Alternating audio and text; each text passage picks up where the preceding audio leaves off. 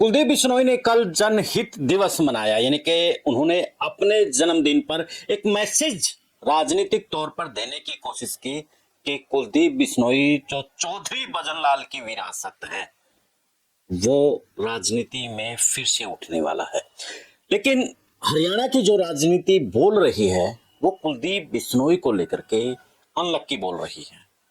ऐसा क्यों बोल रही है? जबकि भव्य बिश्नोई यानी कि उनके बेटे को लेकर के लक्की बोल रही है कि अब कुलदीप बिश्नोई को राजनीति से संन्यास लेकर के भव्य बिश्नोई को राजनीतिक तौर पर आगे करना चाहिए, और वो भी पार्टी बदल करके। तो कौन सी पार्टी उनके लिए बेटर है और भव्य बिश्नोई के लिए क्या कुछ बेहतर रास्ता है, आज इसी पर चर्चा करेंगे।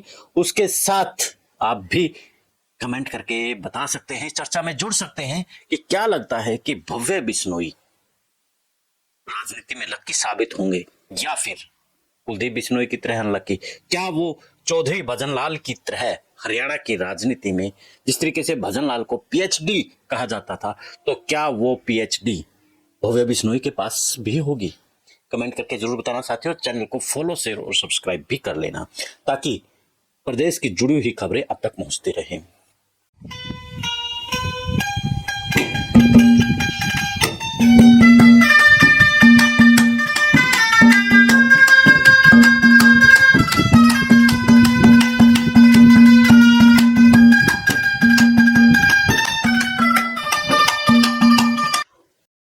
सभी को नमस्कार, राम राम। मैं आपके साथ कुलदीप खंडेलवाल और आप जुड़ चुके हैं द इनसाइडर न्यूज के साथ।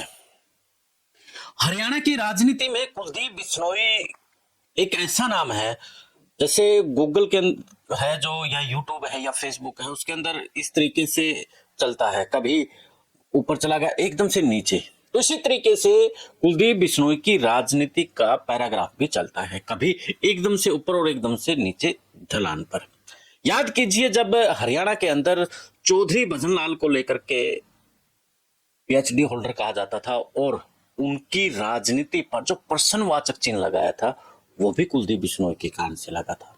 जब भजनलाल को सीएम ना बना करके भूपेंद्र सिंह हुड्डा को सीएम बना दिया गया था, तब कुलदीप बिश्नोई नाराज हो गए और उन्होंने ऐलान किया कि वो अलग अपनी पार्टी बनाएंगे। जबकि कांग्रेस कह रही थी, उस वक्त के जो पत्रकार हैं या फिर हमने जो मीडिया उससे जानकारी ली, कि आप पार्टी में रहिए, आपको मान सम्मान मिलेगा और भजनलाल को राज्यपाल बनाया जाएगा।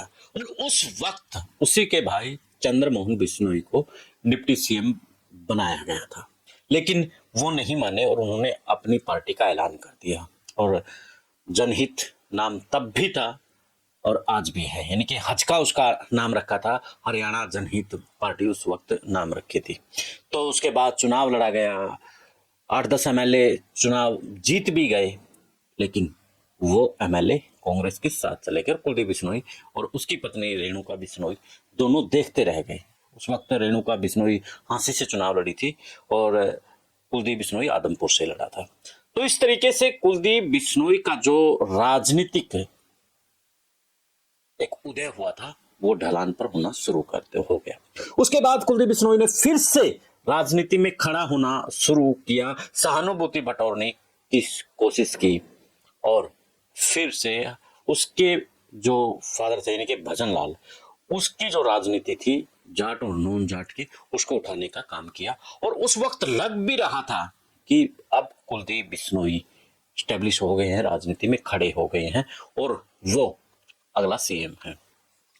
लेकिन फिर से एक राजनीतिक गलती उनसे होती है और वो बीजेपी के साथ गठबंधन कर लेते हैं और वही गठबंधन कुलदीप बिश्नोई को ले बैठता है। 2014 में जब लोकसभा का चुनाव लड़ा जाता है, वहां बीजेपी खेल खेलती है, वहां उनके हिस्से 2 सीटें देती है, सिरसा और हिसार। हिसार से कुलदीप बिश्नोई खड़े होते हैं और सिरसा में एन वक्त पर, यानी कि कुछ दिन ही बाकी थे चुनाव को, और वहां से जो टिकट थमा देते हैं डॉक्टर सुशील इंदौरा को। और आपस में जबरदस्त वहां फाइट थी उस वक्त और इनेलो का गढ़ था और वहां से इनेलो चुनाव जीत जाती है। सिलसिला यूं ही चलता है और कुलदीप बिश्नोई फिर थक हार करके फिर से वो कांग्रेस में चला जाता है और कांग्रेस में जाकर के फिर से अपने आप को सीएम का चेहरा बताने की कोशिश करता है, अपने आप को प्रदेश अध्यक्ष बनवाने की कोशिश करता है।